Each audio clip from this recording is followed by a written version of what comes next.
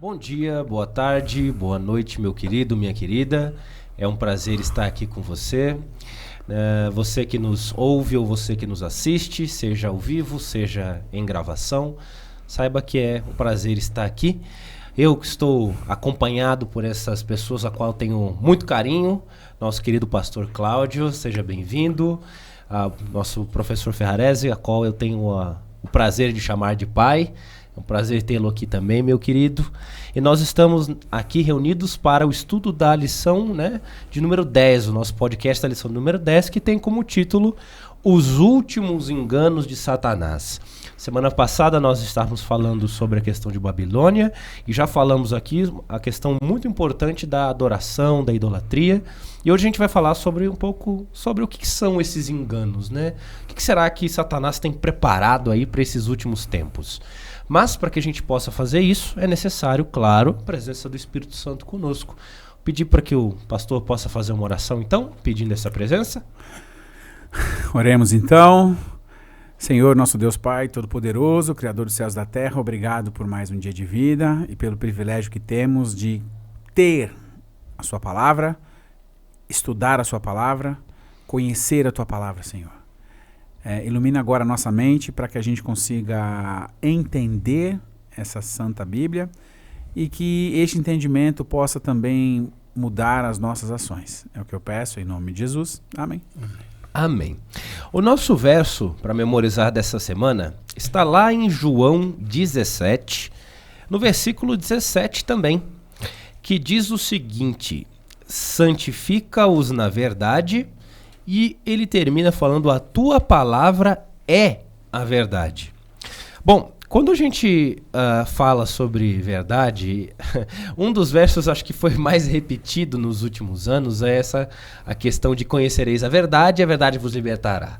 Né? Inclusive isso virou um verso muito utilizado na política nos últimos anos, mas quando nós estamos falando de verdade aqui, pensando nessa questão dos enganos, pastor, o que a gente pode trazer assim? Como é que essa verdade conseguiria nos libertar desses enganos de Satanás? O que é? O que isso traz pra gente aí? Mas jura que você vai começar comigo mesmo? Você já fez oração, já vai. Bom, para aquele que nos assiste, nos ouve, eu sou o pastor Cláudio, pastor da Igreja Adventista Sétimo Dia em Alfenas. É minha primeira vez aqui, depois de muito tempo, de vários convites, é minha primeira vez. Eu confesso que eu ainda não estou à vontade, porque eu nunca participei de um podcast, e pode não parecer, mas eu sou tímido. Então, eu vou passar essa bola pro meu querido doutor Celso Ferrarese, ele fala, aí eu vou me ambientando e aí você comenta, tá bom.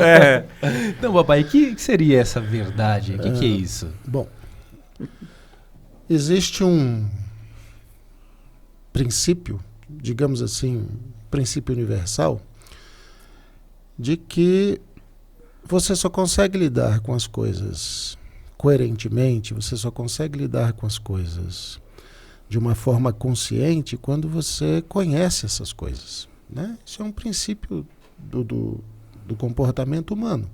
Se você tem conhecimento, por exemplo, sobre os perigos que uma cozinha tem, você consegue fazer um almoço sem se cortar, sem se queimar, sem se ferir e tal. Se você vai entrar num laboratório de química, por exemplo, isso você entende bem, você precisa saber quais são os perigos que estão envolvidos ali, né? Se você vai investir na Bolsa de Valores, você precisa saber quais são os perigos que estão envolvidos ali, porque senão você vai perder todo o seu dinheiro e ainda vai ficar devendo. Então, esse princípio de que o conhecimento tem o poder, tem a capacidade de nos guiar em determinada atividade e nos proteger naquilo que nós estamos fazendo, ele se aplica, obviamente, à vida espiritual, como se aplica às coisas mais simples da vida material. Não sem razão, já antevendo as coisas que viriam, Deus deixou escrito na sua palavra um bom conjunto de advertências, né, suficiente para a nossa proteção, que apontam para perigos que viriam nesses últimos dias que nós estamos vivendo e que nos desviariam do caminho do céu, nos desviariam da salvação, nos desviariam de Deus, nos desviariam da igreja, nos retirariam às vezes da igreja e tal. E esses conselhos, essas advertências, elas fazem parte da grande verdade que é a revelação de Deus em sua palavra. A verdade de Deus, ela vem desde o conhecimento de que fomos criados por Ele, até o conhecimento de que viveremos com Ele um dia no céu, né? Tudo isso constitui a verdade de Deus. São muitos aspectos que abrangem a nossa vida, mas especialmente sobre esses últimos tempos, há perigos terríveis e iminentes, né? Estão próximos e já nos cercando, que nós precisamos conhecer para nos desvencilhar deles, para resistir a eles. Porque muitos desses perigos apelam aos nossos sentidos, né? Aos nossos olhos. São sinais, são milagres, são coisas que nós vamos ver e que, se nós não estivermos atentos, nós vamos achar que é aquilo mesmo que a gente está vendo. Mas aí que tá, pastor, se a gente vive num tempo em que a ciência se multiplicou, um tempo de ceticismo, um tempo em que nós temos avanços tecnológicos, equipamentos, satélites, sabe? Todo esse tipo de coisa. Como é que as pessoas podem, então, e eu falo as pessoas me incluindo nisso também, como é que elas poderiam ser enganadas por prodígios? O que são esses prodígios? Olha, antes de entrar no que são os prodígios, ainda sobre a questão da verdade, eu me lembro quando eu era adolescente, minha família nunca foi muito religiosa, mas eu comecei a ter contato ali com religião, com igreja, não era igreja adventista no primeiro momento. E eu me lembro que uma pessoa que eu conhecia, acabei conhecendo por conta da igreja, me fez a seguinte pergunta: você conhece a verdade? E aquela pergunta foi profunda para mim. Como assim verdade? Que verdade você está falando?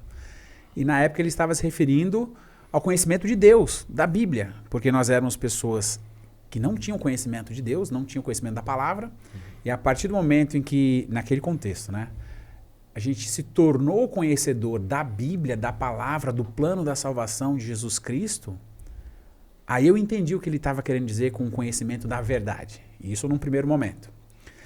Num segundo momento, o que a gente vai discutir aqui ao longo do estudo de hoje, nós vamos à verdade e além da verdade, né? Porque se tem um conhecimento mais amplo da verdade, que é a salvação, o Evangelho, Bíblia, dentro desse contexto também existe uma verdade além, mas isso é para o próximo. A sua pergunta é, num tempo de muito acesso ao conhecimento, num tempo de muito acesso à informação, de doutores e pós-doutores nas mais variadas áreas, como pessoas assim tão inteligentes poderiam ser enganadas por sinais e prodígios. Posso contar uma experiência, uma história? Dá, claro. Eu, trabalhando nas férias da Faculdade de Teologia, né, nós fazemos um trabalho chamado colportagem. Para quem não sabe, colportagem é quando você passa ali um tempo batendo de casa em casa, de empresa em empresa, vendendo livros, os livros produzidos pela nossa igreja, e você vende para pagar a faculdade. Esse trabalho chama-se colportagem, né? Eu acabei me especializando em fazer palestras de motivação nas empresas. E aí eu comecei a visitar várias empresas oferecendo palestras. E eu me lembro que numa empresa, assim, era uma marcenaria com aproximadamente 60 funcionários. O proprietário, né, da marcenaria, ele era engenheiro de formação, formado em USP, e cansou da engenharia, montou a marcenaria. Um homem super inteligente, um homem super culto, rico, sabe? Um homem distinto, educado. E eu estava ali na empresa dele, falando sobre o projeto. Ele acabou não querendo o projeto, mas nesse momento chegou a esposa dele e a filha. A gente conversou, um pessoal super educado. E na saída, eu fiz uma pergunta para ela. Porque eu não lembro bem os números, mas era algo mais ou menos assim, né? A rua... Aí tinha número 65, 67G, que era a empresa, depois 71 e por aí vai. Aí eu perguntei assim, inocentemente. Falei, por que aqui é a única que tem um número, a letra G? As outras casas, os outros portões não tem letra, é só o número. Aí ela sorriu pra mim e disse assim, você percebeu, né? Falei, percebi. Aí ela me disse, por causa da numerologia. O que é a numerologia? É a crença de que a alteração de números e letras no seu nome, na sua casa, vai te trazer algum benefício, vai te trazer alguma coisa sobrenatural. Então existem pessoas, aqui eu não estou criticando ninguém, longe disso, mas aquela família, uma família de pessoas com ensino superior, bem financeiramente, pessoas vividas, pessoas experientes, pessoas educadas, acreditavam que o simples fato de você colocar uma letra no número na fachada da empresa iria alterar a sorte, os negócios, a vida. Então, quando você olha de fora, não faz muito sentido. E é aqui que eu queria chegar.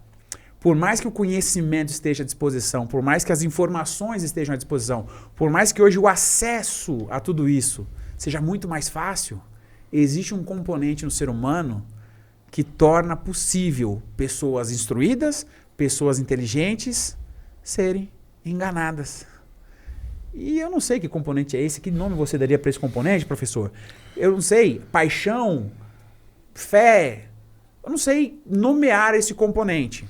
Mas esse componente, ele existe a ponto de as pessoas mais inteligentes, mais sábias, mais instruídas acreditarem que uma pedra pendurada no seu pescoço vai trazer algum tipo de energia do universo para a sua vida e vai alterar a sua vida.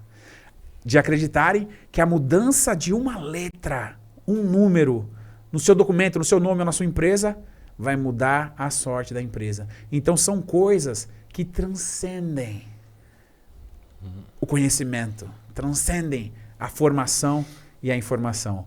Por isso que é sim possível uma pessoa muito inteligente, com um currículo pesadíssimo, ser enganada por sinais e prodígios, porque são coisas que transcendem a razão. E a ciência, ela tem um efeito secundário que algumas pessoas não se dão conta, mas que existe. A Bíblia é claríssima quando ela nos diz que nós somos criados, vamos dizer assim, faltando 2 pedaços, tá? Esses 2 pedaços são preenchidos pelas 2 tábuas da lei de Deus. Então você precisa de relacionamento e você precisa de Deus, do seu relacionamento com Deus. Nós somos incompletos como seres e nós só nos tornamos completos quando nós temos relacionamento com as pessoas. Então tem lá os mandamentos 5 a 10, aquele pedaço de pedra, ele preenche um dos vazios da sua vida. E o outro vazio, ele é preenchido pela primeira pedra, os mandamentos 1 a 4, que é o fato de você ter a eternidade no seu coração, você ter Deus, você ter necessidade de relacionamento. Então todo ser humano, por mais científico que ele seja, ele tem uma tendência, uma propensão ao sobrenatural, àquilo que você não domina, tá certo? Então, eu posso ter a formação científica que eu tiver, e isso vai me puxar para o lado do natural, do explicável, tá? Eu estou sempre buscando o explicável, aquilo que está sob meu domínio, que eu posso colocar num laboratório. Mas se nós estivermos conversando aqui e este copo começar a se mover sozinho e vier para o lado aqui, entendeu? Essa minha propensão ao sobrenatural vai dizer, bom, a mesa não está inclinada, não houve um tremor de terra, o copo não está amarrado a nada, algo sobrenatural aconteceu. E quando o sobrenatural se manifesta, Normalmente, nós damos a explicação que está ao nosso alcance. E se você não tem o conhecimento da Bíblia, a explicação que está ao seu alcance provavelmente será uma explicação errada, né? Eu convivo há 38 anos com cientistas dentro da universidade. E eu já tive muitas conversas com cientistas assim, olha, esta noite eu estava estudando no laboratório e minha mãe apareceu e veio conversar comigo sobre uma coisa que estava acontecendo. Você acredita em mim? Eu disse assim, que você viu alguma coisa? É evidente que eu acredito. Não, que era minha mãe. Não, que era sua mãe já é outra coisa. Mas que você viu, você viu. E aí você vai à Bíblia e você mostra, né, os enganos. E a pessoa fica inconformada. Ela diz assim, mas eu conheço minha mãe. Mas a entidade que eu vi disse coisas que só minha mãe sabia. Então você vê, é um cientista, é teoricamente um ateu ou um agnóstico, é uma pessoa que não tem tendências religiosas, mas aquele vazio que ele tem na sua existência, que foi criada para que nós nos relacionássemos com Deus, por assim dizer, ativa essa necessidade de uma explicação sobrenatural. E ele vai buscar essa explicação, então, no que ele vê. E o que ele vê? Ele vê Hollywood, ele vê filme, ele vê fantasma, ele vê novela de televisão que tem reencarnação. São as coisas que nos rodeiam, que estão aí justamente para nos confundir. E ele vai buscar essa explicação lá, e ele vai crer naquilo.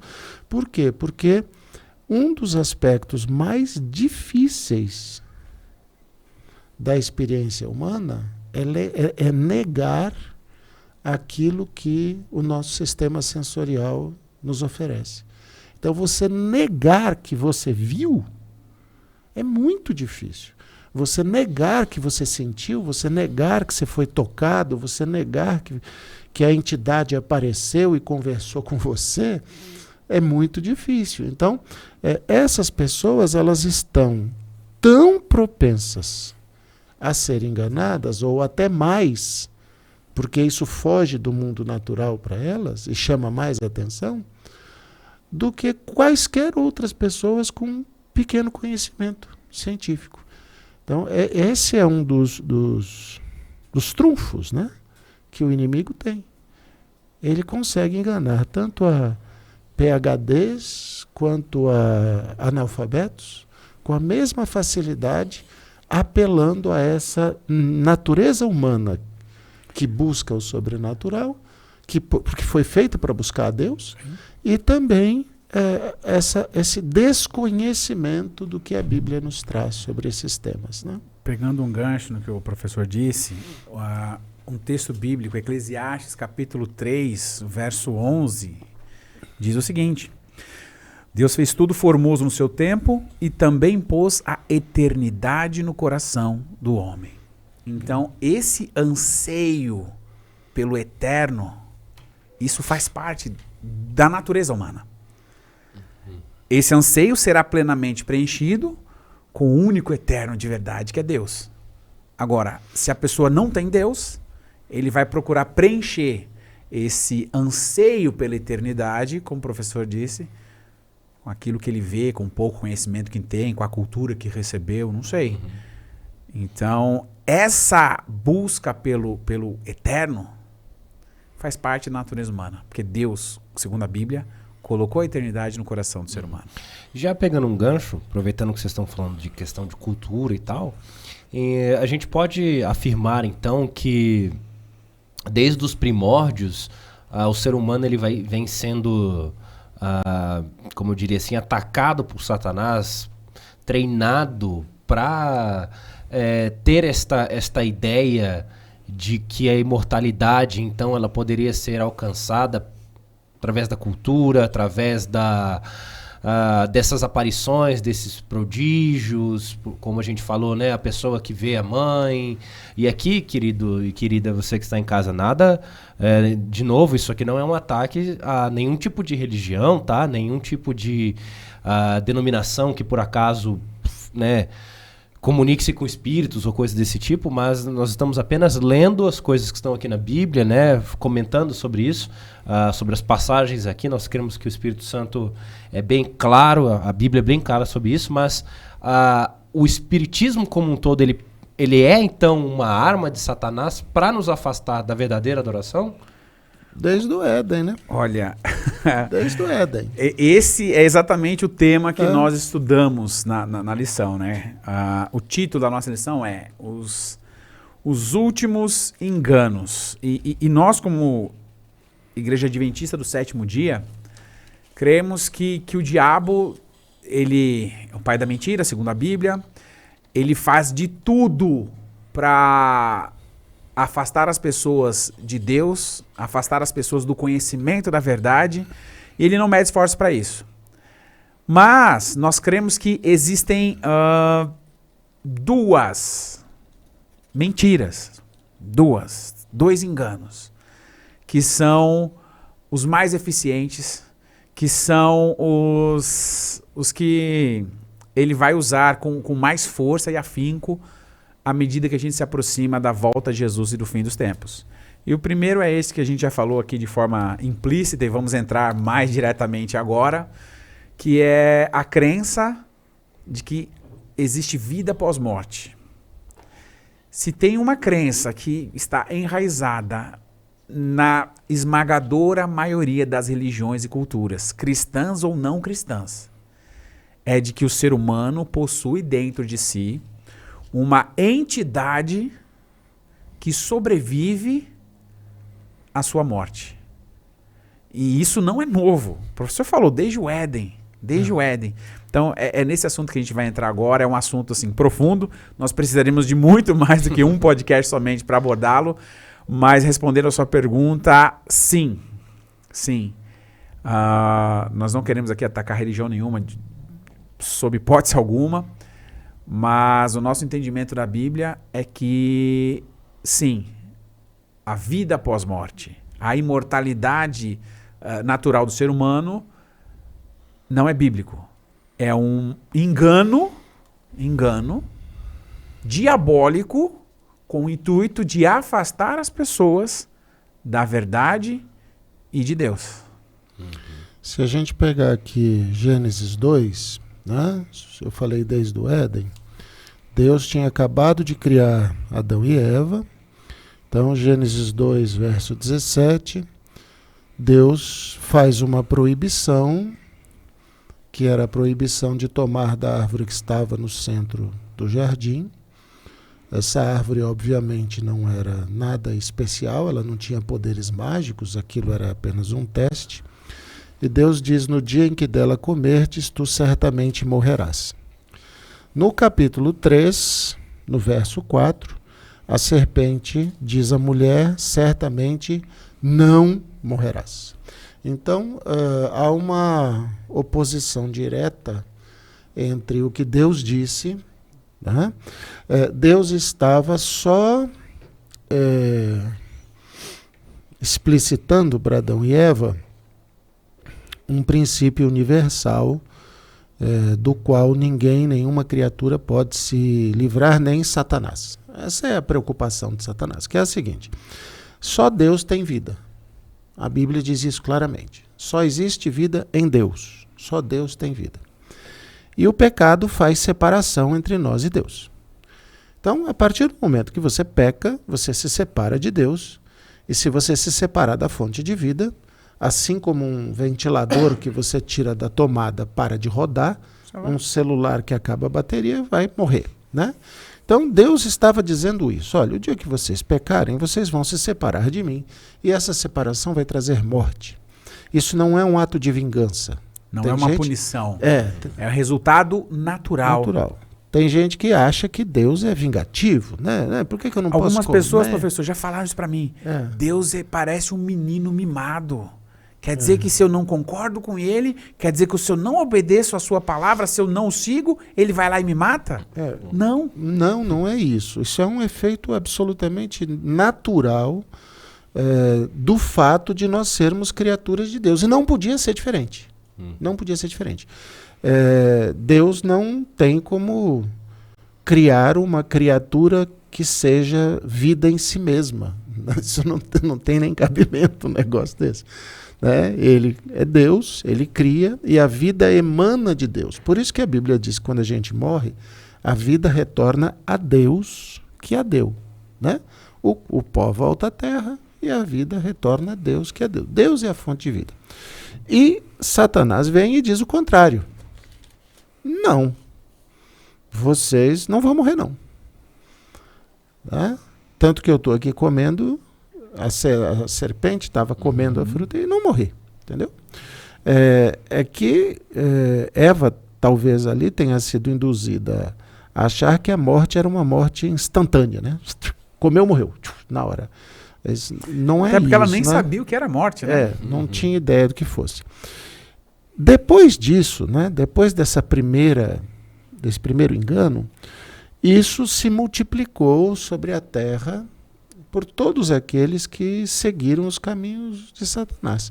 A gente pode ver, por exemplo, que no tempo de Davi, no tempo de Moisés, lá atrás na história, já havia médiuns, já havia adivinhadores, já havia evocação de pretensos mortos, e a Bíblia explica que esses pretensos mortos, na verdade, são espíritos malignos que podem assumir o formato que eles bem entenderem. Né? Então você acaba achando que viu sua mãe, acaba achando que viu seu pai. Só para deixar claro que você falou espíritos, né? Espírito são demônios. Anjos caídos. Né? Anjos caídos. Não confundir, porque você fala espírito, a pessoa fala, não, mas ele acabou de falar que não tem. Esses anjos caídos, né, aquele 1/3 de anjos caídos, eles podem assumir o formato que quiser. E isso vai progredindo e chega na ciência. Descartes, por exemplo, o famoso filósofo criador dessa visão positivista de mundo, da razão, do não sei o quê, ele defendia que corpo e alma são separados. Que o corpo existe independente da alma, a alma existe independente do corpo e que a razão viria da alma. Isso cai na ciência. Hoje você tem a cientologia, hoje você tem a chamada ciência espírita, o kardecismo, que são tentativas científicas, né, de explicar a imortalidade. Agora, o espiritismo, quer dizer, o espiritismo como princípio, ou seja, a imortalidade da alma, precisa ser entendido de uma forma muito mais ampla. O espírita não é aquele que vai no centro espírita. Todas as religiões de origem oriental acreditam na imortalidade da alma. O catolicismo acredita na imortalidade da alma. A pessoa morre, vai para o céu, vai para o inferno, vai para o purgatório, tal. Eu estudei culturas indígenas grande parte da minha vida. Hoje não mexo mais com isso, mas uma grande parte das culturas indígenas brasileiras acredita na imortalidade da alma. Contato com espíritos, essas coisas.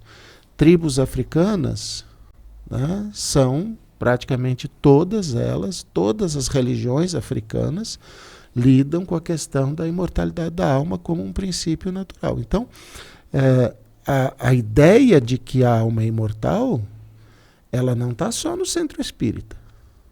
Ela é muito mais ampla. Há uma gama gigantesca de pessoas que creem na imortalidade da alma. E hoje, como eu disse, isso é enormemente reforçado pela indústria cultural, que bate em cima disso o tempo todo. É muito difícil você pegar um filme que não tem um fantasma, que não tem uma reencarnação, que não tem um espírito voltando, que não tem uma coisa desse tipo. Muito raro. Eu até separei aqui capas de revistas antigas. Né? Novo Espiritismo, Ciência Espírita, a Medicina da Fé.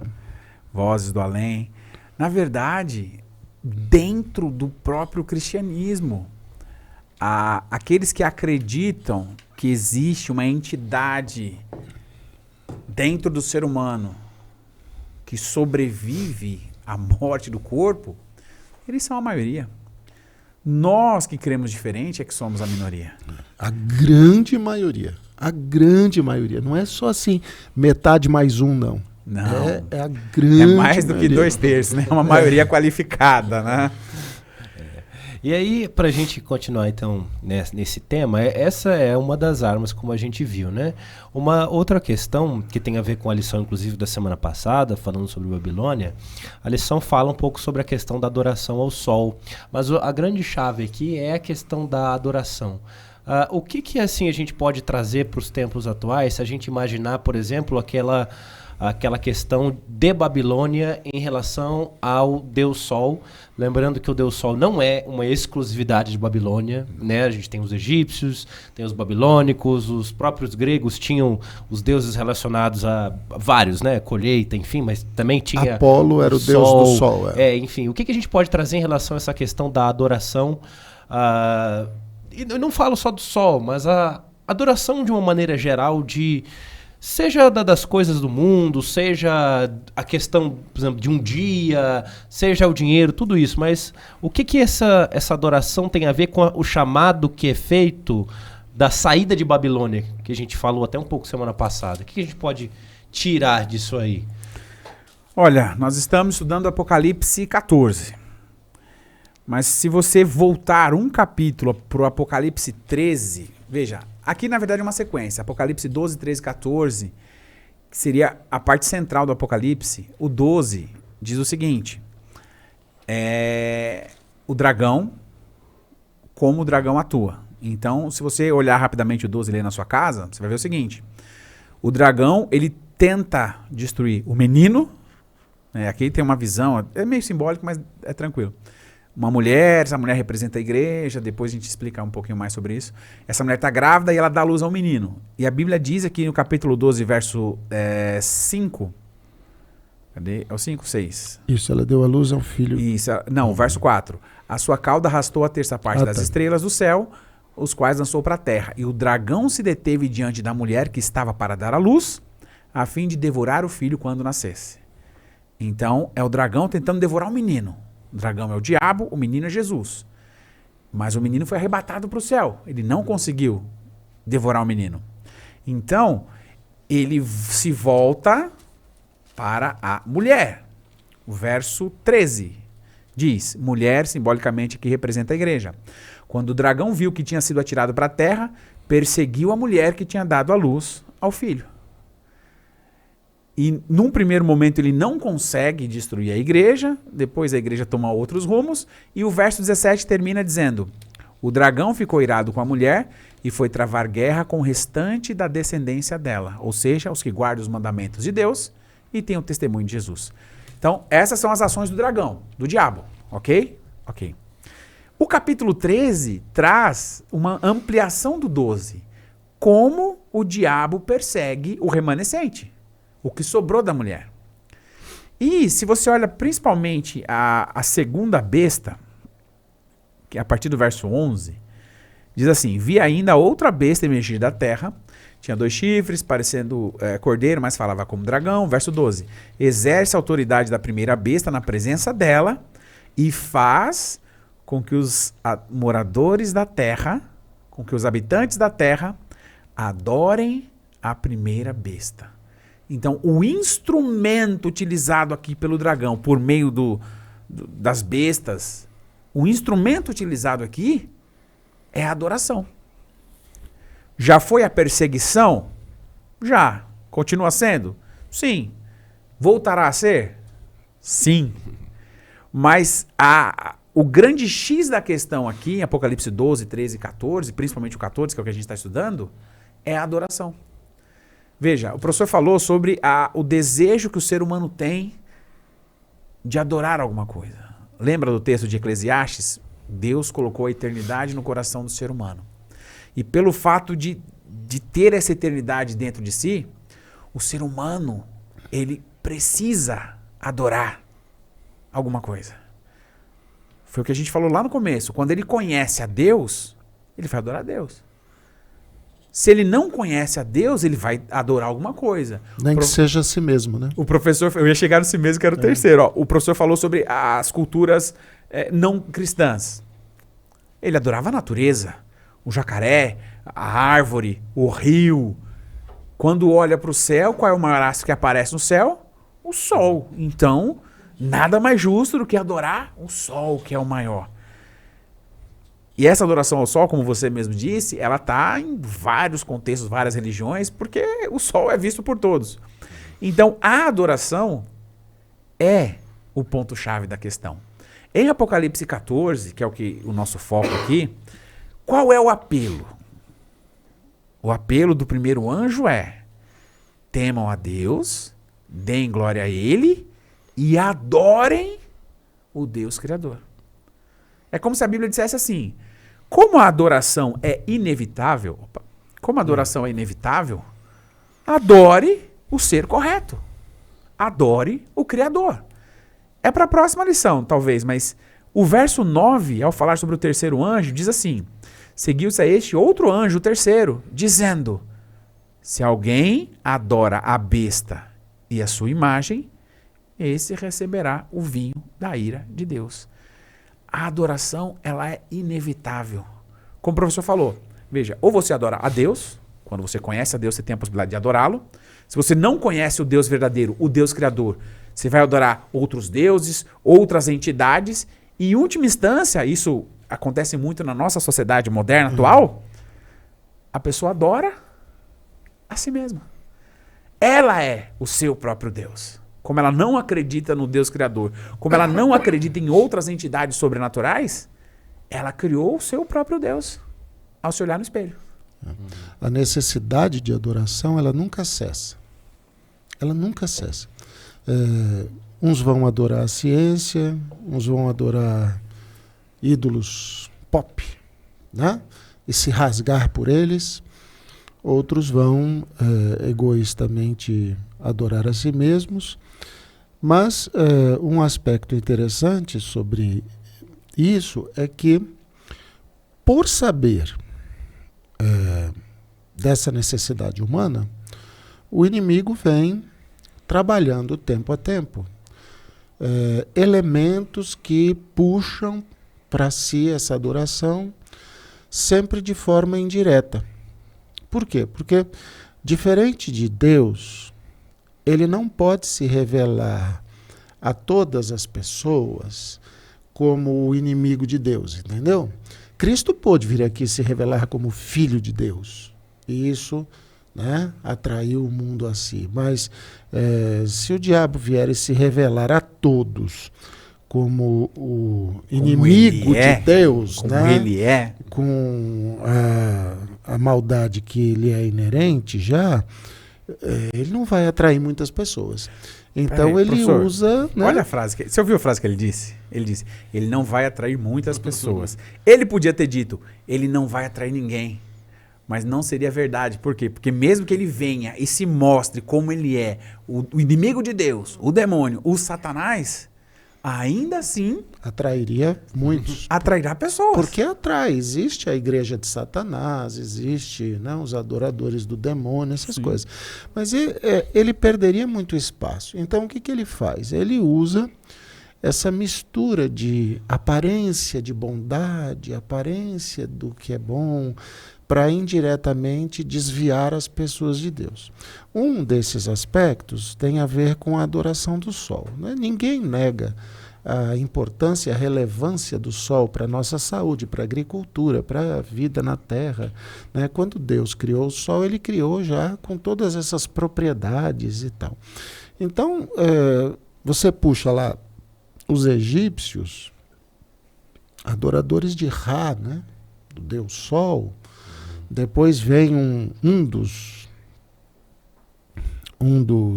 faraós egípcios e faz a abolição da adoração de todos os outros deuses e deixa só Ra, né?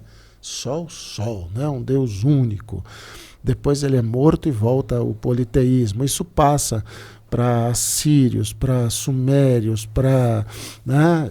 Os caldeus. E desemboca, e isso vai desembocar nos gregos, que tinham em Apolo um dos deuses mais importantes. Né? Apolo, que era o deus Sol, né? Ele era um dos deuses mais importantes, mais amados, mais queridos, porque ele era lindo, maravilhoso. Era o deus da música, da beleza humana. Apolo era um popstar. Era um pop, entendeu? E quando os romanos absorvem a religião grega integralmente, eles absorvem Apolo e a adoração do Sol. E aí o que acontece? Isso acaba caindo no dia do Sol, que era o domingo. Né? Que em inglês até hoje se diz Sunday, né? Dia do Sol. Né? O dia do Sol, domingo, e é dia do Sol em outras línguas. Né? Só para o latim que vira Dominus Day, né? Dia do Senhor. Mas de que Senhor? Né? Então vai... E o dia do Sol... ele se torna, com o passar do tempo, um símbolo dessa soberania do Sol, que afronta a soberania de Deus que está no 4º mandamento. Né? Então, no 4º mandamento, Deus vai dizer assim, olha, vocês vão observar o sábado, porque eu criei todas as coisas e eu estabeleci o sábado. E aí, com esse manto de bondade e tudo mais, vem um outro poder e diz assim, não, mas vamos observar o domingo. Porque o domingo é o dia da ressurreição de Cristo. Cristo é o sol da Bíblia. Sol da justiça. Sol da justiça. E assim, é ruim você comemorar a ressurreição de Cristo. Você diz assim, não, é legal, porque o próprio apóstolo diz que se Jesus não ressuscitou, a nossa fé é vã. Só tem um detalhe, é que Deus diz, não é para comemorar esse dia, é o outro que eu quero. Entendeu? É o sábado que é minha autoridade. Então, essa coisa do dia de Deus, o sábado da criação, o sábado bíblico, e o dia do sol, é um disfarce, né? uma contrafação diabólica que diz assim, olha, você pode guardar o dia de Deus, o sábado, mas você também pode guardar um dia mais feliz, que é o dia do sol, o dia da família, o dia do descanso universal. Né?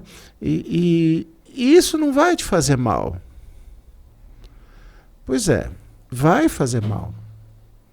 Vai fazer mal porque você está desobedecendo o teu Criador. E isso não vem como uma afronta, até hoje pelo menos, não vem como uma afronta maléfica e destruidora e tal. Vem como uma espécie de adaptação agradável e boa aos olhos e tudo mais. Então, o que acontece, como sempre, né? O diabo, ele, justamente por não poder aparecer como diabo, ele se esconde por trás de certas armadilhas que fazem com que as pessoas achem que aquilo é muito legal. É muito bom, é muito legal. Eu me lembro, né? Eu acho que é interessante a gente contar essas experiências. Quando eu jogava vôlei e eu estava assim, com todos os sonhos da minha vida encaminhados, porque eu ia ser um jogador de vôlei profissional. Tem outro jogador na mesa aí também. Mas o negócio é outro, o esporte é outro. Eu já tinha feito teste para time, eu jogava numa seleção estadual, sabe? Aí o menino pobre, desgraçado, que não tinha nada, tudo, só usava roupa velha que os primos davam, eu enxergava no vôlei o caminho da minha vida, porque eu ia ganhar dinheiro e tal. E eu não jogava no sábado. E aí o meu técnico chegou para mim e disse assim, olha, você precisa jogar no sábado, porque no Brasil, Domingo e quarta é futebol. E vôlei é sábado. Os campeonatos terminam todos no sábado. Tudo é sábado. E eu não vou pagar o salário de um atleta que no dia da final não vai entrar na quadra.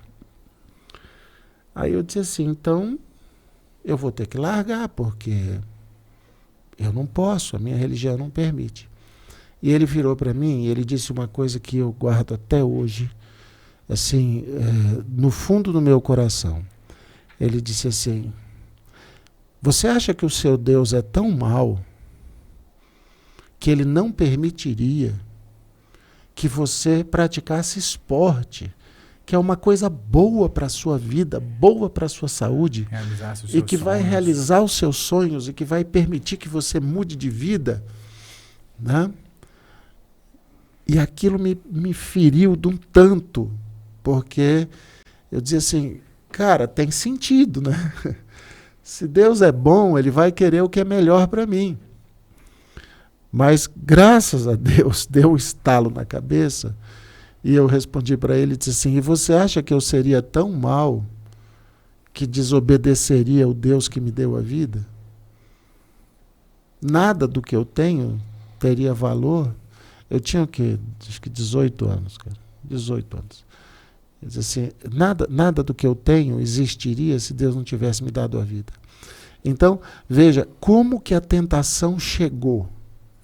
A tentação chegou assim, cara, Deus nunca vai achar isso ruim. Não. Isso é bom para você está praticando esporte, isso faz bem para a sua saúde, isso vai realizar os seus sonhos e tal. Aí quando eu cheguei, é claro que eu saí do ginásio, era 4 quilômetros que eu ia andando até a casa que eu morava naquela época, eu fui chorando, porque ali acabou minha carreira, acabou tudo. Eu fui chorando do ginásio até lá em casa, onde eu morava. De empréstimo, aliás, né? Eu morava emprestado na casa de uma pessoa, eles me emprestaram um quarto lá e eu vivia lá dentro. E eu fui pensando, falei assim, como ele é à toa, esse tal desse diabo, viu? O cabra à toa. Ele se esconde atrás das coisas mais bonitas, mais atraentes, mais legais, né? E ele diz para você, olha, Deus não vai ficar triste, filho. Então é assim, sabe, se você de repente quiser comemorar a ressurreição de Jesus, tá legal, tá tudo bem. É uma coisa boa. Tá tudo bem, a ressurreição de Jesus. Só tem um detalhe, né? Como eu disse, não foi o dia que Deus estabeleceu. E aí o resto vem se embolando atrás, né? Queridos, infelizmente a gente tem que finalizar, nós até passamos um pouco do tempo hoje, mas eu creio que tenha sido uma conversa proveitosa.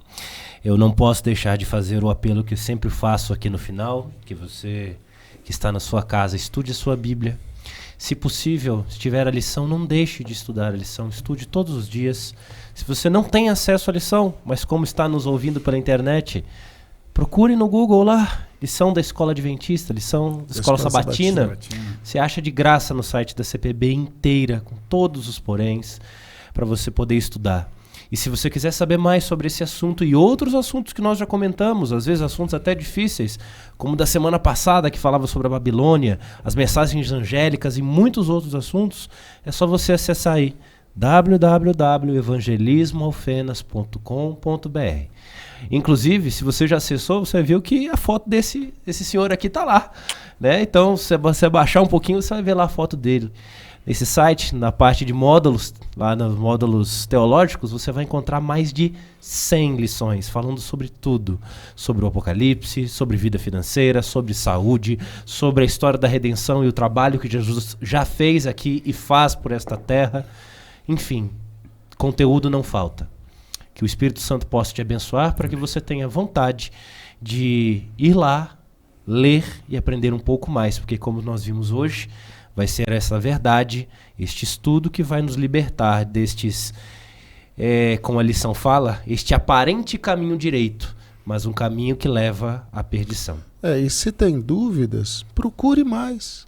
Vá procurar na Bíblia sobre a imortalidade da alma. Vá procurar na Bíblia sobre o dia de guarda. Procure. Não acredite em nós, não. Vá na Bíblia e procure. Se você estiver aqui em Alfenas, não se esqueça que tem culto em todas as igrejas. Nós está tendo também agora na Igreja Central às quartas-feiras, às 7h30, tem o estudo da Bíblia. Lá no Itaparica tem às 7h30 na terça. Tem as programações dos jovens, tem culto sábado de manhã, domingo à noite. Ou seja, as oportunidades estão aí. Você pode finalizar para a gente uma oração? Senhor, nosso Deus, te agradecemos pelos momentos que passamos juntos, pelas verdades da Tua Palavra. Mas nós temos um pedido especial, Senhor.